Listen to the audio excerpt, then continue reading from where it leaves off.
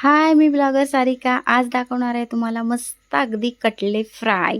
तर आज कटले ना मी तोडून घेतलेले आहेत. कारण माझ्या पप्पांनी पाठवून दिले आहेत. ते मी छान असे मस्त कापून घेतलेले आहेत आणि आपण करणार आहोत त्याचे आज फ्राय.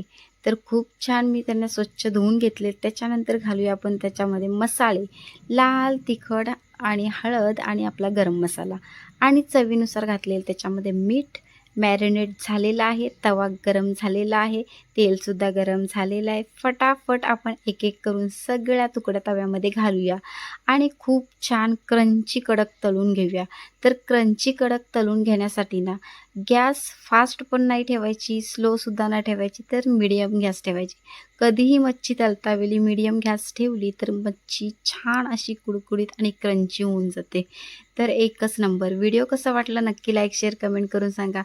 तर हा व्हिडिओ आहे छोटासा, पण खरंच ह्या मच्छीची टेस्ट ना त्याला ना रवा लावून ना पीठ लावून फक्त आपले घरातले मसाले घालायचे.